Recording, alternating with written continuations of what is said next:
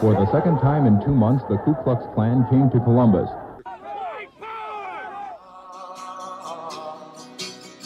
You're probably familiar with the shooting of Walter Scott. Exclusive cell phone video, hear gunshots. They are about 50 feet away from Michael Brown. 15 bullet wounds for no reason whatsoever.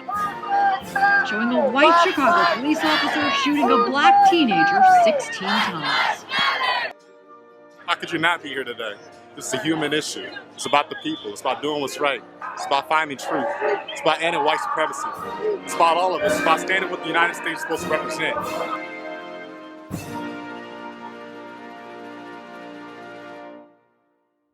Hi, welcome to Check Your Bias. I'm Kathy Lynch, Executive Director at East Hampton Media, and I'm here today with George Claxton to talk about racial bias.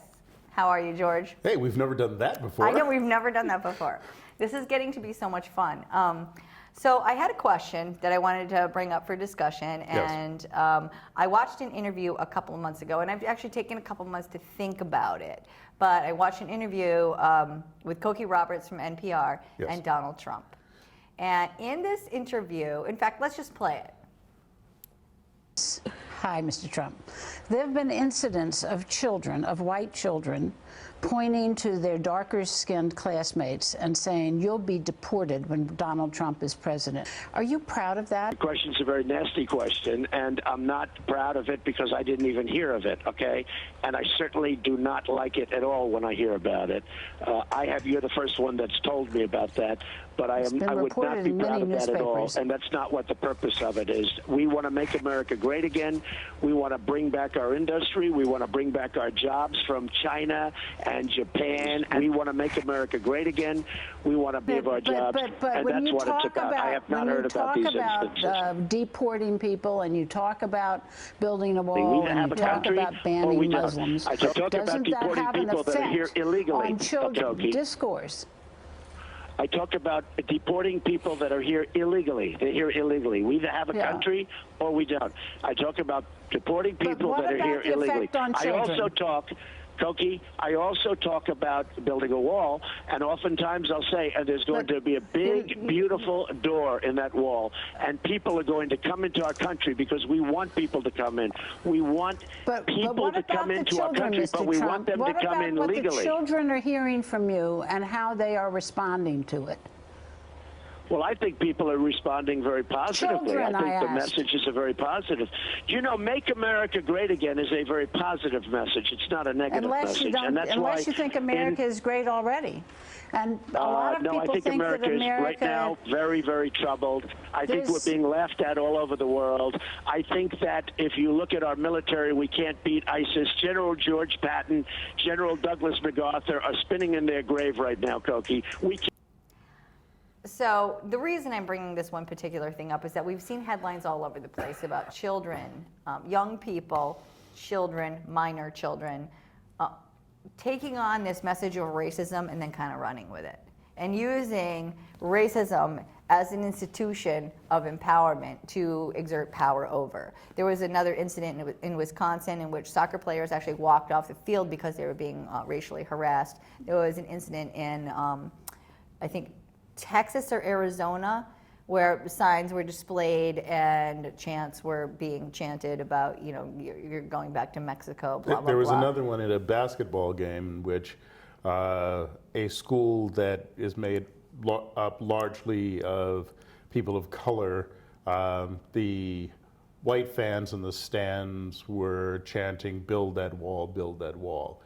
Yeah, the thing is that while Trump is bringing this to the fore, those feelings were already there.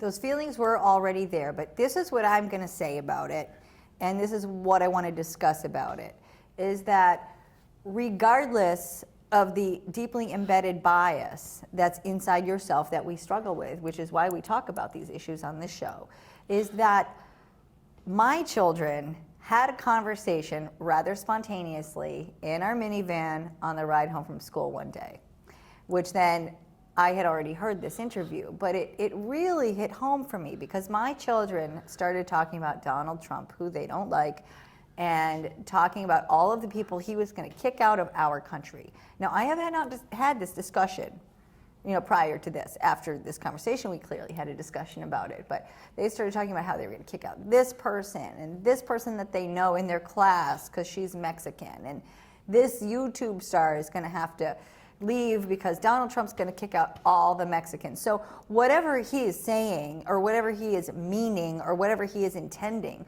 behind his word, that is the message. Yes. And when we study communications, we study messaging. It's all about messaging and representation and what that says about our greater, our greater society, cliche as that term is, or our greater community, about our cultural attitudes toward race, toward gender, toward whatever bias.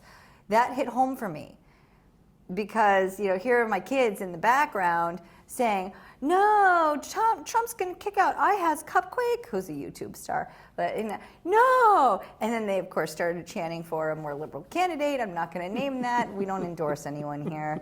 But, and on the one hand, I was like, almost had to pull the car over because I was laughing so hard because the nature of their conversation was so ignorant, only in a way that children can be ignorant.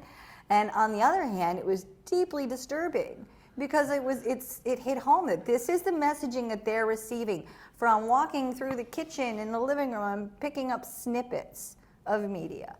Well, unfortunately, what they're saying isn't quite as ignorant as we would hope, because it would not be the first time in the history of the United States that Hispanic people were literally kicked out of the country. Back in the 1930s, for example, American citizens, people born in the United States of Hispanic ancestry, were forced onto trains along with people who had been born outside of the country and sent across the border into Mexico.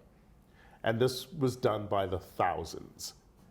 So the idea of sending American citizens across the border, it's happened before.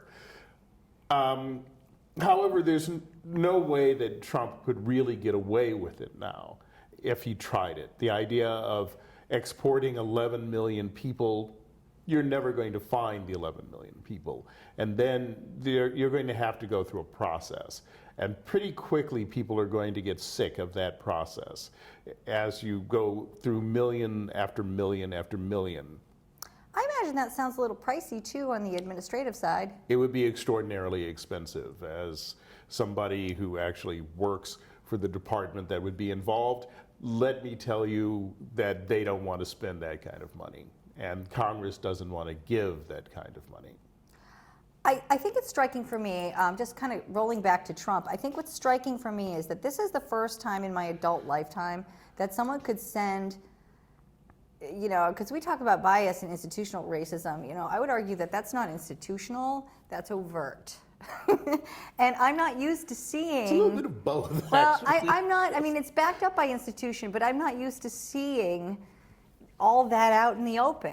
That's usually for, people's private family Thanksgiving discussions or sort of that sort of thing where it's a little more accepted, like everybody has that uncle that's just never going to change and we tolerate it. We focus on Trump and what he says, but if you take a look at Trump's rallies, there have been a number of cases in which Trump supporters or people who work directly for Donald Trump have attacked people of color. There was an incident at, I think it was Trump Tower, where a bunch of people of Hispanic ancestry came there and they were standing on the street quietly holding signs that were anti-Trump. Trump guards came down, beat the people, and took their signs away, which constitutes assault and battery and theft from a person. It's not like they were doing anything. They weren't disrupting anything. They weren't blocking entrance to the building. They had driven up in a truck. They parked the truck. They stood there holding signs. And these were guards that are being paid by Donald Trump and his organization who came down, kicked them, beat them to the ground, and stole their signs. At various Trump rallies, we have seen people standing quietly. There was a woman standing in a hijab. She was grabbed and dragged out of the theater just for being there. There was a young black woman who was pushed to the ground, punched and kicked, and dragged out. There was the guy who was seen on camera. He actually was being disruptive. But he was seen on camera being dragged out by police, and as he was being dragged out by police, his hands are already handcuffed. A guy came by and elbowed him in the face, sucker punched him, and the police threw him to the ground and dragged him out of the theater. And then interviewed him later. He was later interviewed and saying, next time, we'll kill him. Well, he said That's your warning. The guy that For political that threw the protest. punch said, next time I might have to kill him. Yeah. But Trump also said that he would pay the legal expenses of that guy and anybody else at his rallies that threw punches at protesters. And he's been on camera goading people on. Yes. With words that are so insufferably irresponsible for someone in that position that my children have now taken notice. And that's an interesting process for me. Now, what's interesting for me is that on the left, while the candidate himself, Bernie Sanders, hasn't been saying this stuff, Bernie Sanders supporters in really large numbers, and I've heard a number of them, and I have discontinued my relationship with several people who have made statements such as black people don't support Bernie because they are not sophisticated enough to understand his message, or they're not intelligent enough, or it's only old black people who don't have education who support Hillary Clinton. And you would think, okay, this guy is a democratic socialist. He has been involved in the civil rights movement from very early on. But his supporters, the people who want the social revolution, apparently don't want a social revolution that includes people of color. At least those particular supporters. Yes. Yes. The ones we call the Bernie Bros. And this becomes a problem. And it's a problem across the country. And I think to some extent, the sort of racist resurgence is a matter of people like Donald Trump making it acceptable to be racist again. And to some extent, it's people feeling that because we have a black president, they want revenge because they never thought they'd see that in their lifetime. And I know people even now who still tell jokes, well, the only reason that Obama won is because all the working people were at their jobs and it was all those lazy welfare people that got out and voted during the day. And no, guys, just no. Well, it's interesting. The level of racism against the black president is that's a whole nother show. Yes. And I think even among members of Congress. Well, absolutely among members of Congress, especially among members of Congress who have perpetuated these myths who created shout liar on the floor of the House. This had never happened before. We've had political races in the past where presidential candidates have been accused of kissing the devil's butt in hell. Literally, that was part of a song. I know a couple of them. Van Buren. And while that happened during the campaign, once the guy got elected, you didn't see that. We see that now. There is definitely this level of scrapping that is much more accepted in the public eye than ever before. Yeah. And that's also concerning, but on a different level.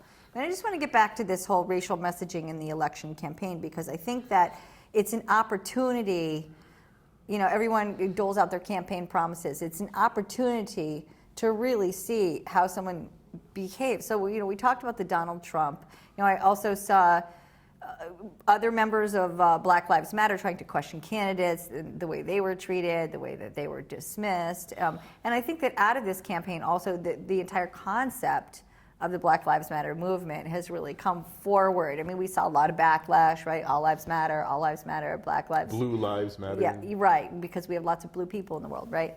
Well, and they do matter because we're losing sharks and lots of marine life at astonishing well, in rates. this case, cop lives matter. Is Is that what they it? were Oh, going- Yes. yes, the poison blue. Thank you for that. I didn't realize they had Yeah. a new name. I thought they already had plenty of names, but. And of course, that comes out of the many, many examples in recent years of police officers either intentionally or accidentally shooting unarmed black men. There was a case just a week or so ago of a 74-year-old sheriff's deputy in Tulsa, Oklahoma, who was convicted of killing a man who had already been restrained. He was on the ground, he was restrained. This guy pulled out his gun and shot him at point blank range, and he swears that he thought he was pulling out his taser. The problem is that this happened with that particular guy 3 times before that. And if you've ever seen an actual taser, the Taser International Company designs it specifically so that it cannot be confused with a firearm. The grip of the weapons are entirely different. So either the guy was lying or he was so poorly trained that he should never have been on the street, which is actually the truth. He simply didn't have the training. He had paid, basically, to become a sheriff's deputy. He had given money to the sheriff and to the sheriff's department, huge sums of money, and so he got to wear a badge and carry a gun. So how much money? Thousands of dollars. All right, so that's more than I have. There are places in the country where you can actually go through police training and become an auxiliary police officer. I don't know if East Hampton is one of those I don't places. think so. But you don't necessarily have to live in the town, so you could try for Springfield. Yay, that would be an interesting volunteer position. I'm going to pass on that. I'm going to stay here and do what I do. And part of that is talking about this stuff. So where else can we go with the election season? The election season is building to a crescendo at this point. They've mostly winnowed out the candidates, particularly on the Republican side where they had 17 or 18 candidates to begin with. Most of them never went anywhere. Jeb Bush, who was thought to be the guy who would get the coronation and head towards the White House, never got more than about 5 to 7% of the vote. In most places, he never got more than 3% of the vote. I don't think he got more than 10 delegates across the country. And most of the other contenders on the Republican side never really went anywhere, including Carly Fiorina, who has just been chosen by Ted Cruz to be his running mate in a Hail Mary pass that really isn't going to help him at all. Who doesn't want to be the vice president of nothing? We're all the vice president of nothing. I don't know why Cruz did that. He might have thought that she'd help him in California, except she doesn't live in California anymore. After losing the race against Barbara Boxer there, she fled to Virginia. So she doesn't live there anymore. She isn't well liked there. The people who work for her at Hewlett Packard despise her. So I'm not sure what he thinks it's going to do. It's certainly not going to get him any votes in Virginia. I don't think it's going to get him any votes, period. But we'll see what happens. And right now you've got this big movement, the anti-Trump movement, where they're trying to get a brokered convention or an open convention in Cleveland this summer where he doesn't win on the first ballot because many, many Republicans don't like him. Many, many people in general don't like him. For most of the races that Trump has won, he hasn't won more than about 30% of the vote, and that's just the Republican vote. Well, it's interesting because his numbers are really good, but then when we start to look at those statistics, we start to define good.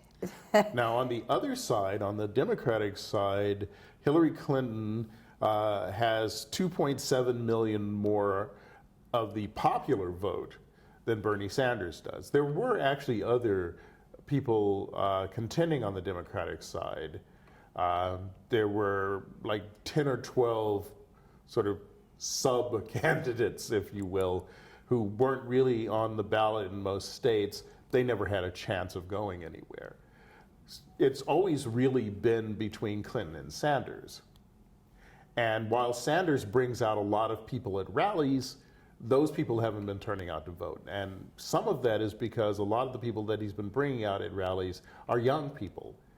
And I mean younger than 18, so they can't vote.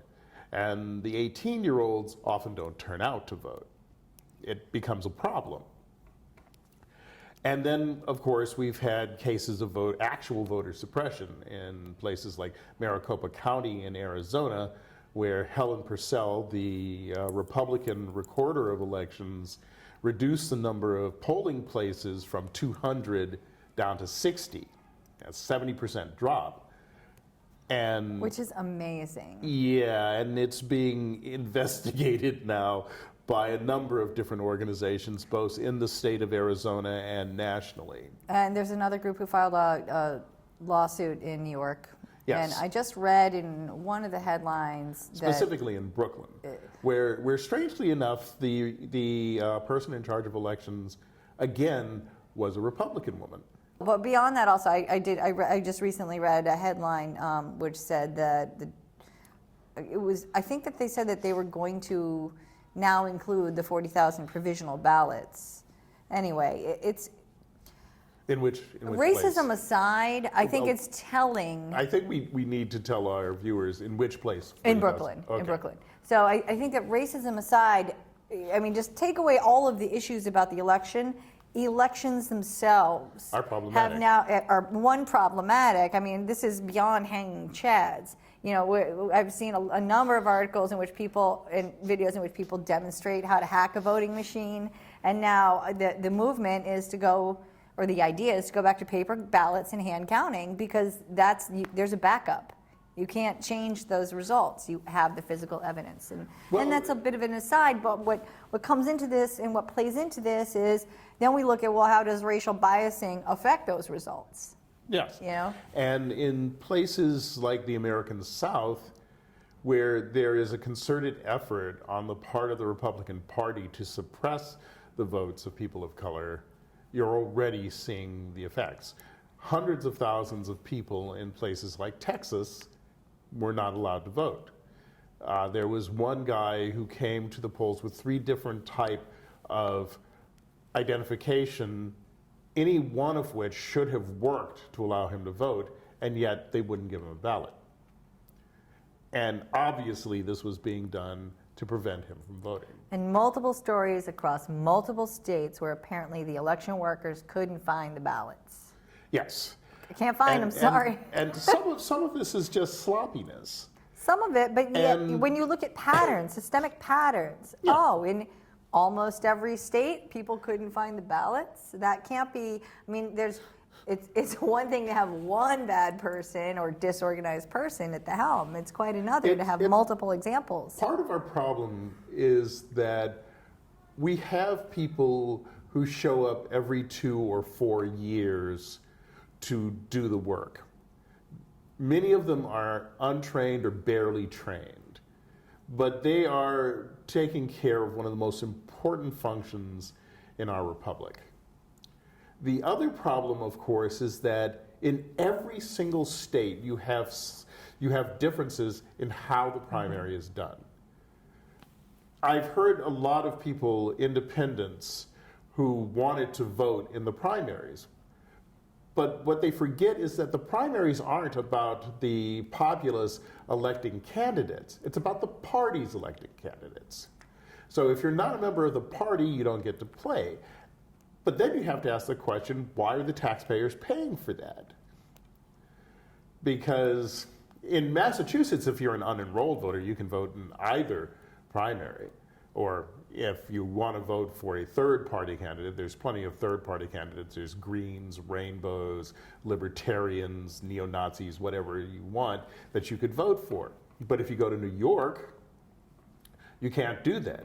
You have to be a party member in order to vote. And best you have that paperwork filled out 2 years in advance. and Well, double check. at least 9 months in advance. So you would for this election, you would have had to change your party affiliation in October of 2015 in order to vote in the party If they primary. process that. If they And process given it. that they're at, I think, what is it, a 9-month backlog of paperwork for registrations, that's problematic. But the vast majority of people who wanted to vote didn't realize that they had to change it 9 months in advance.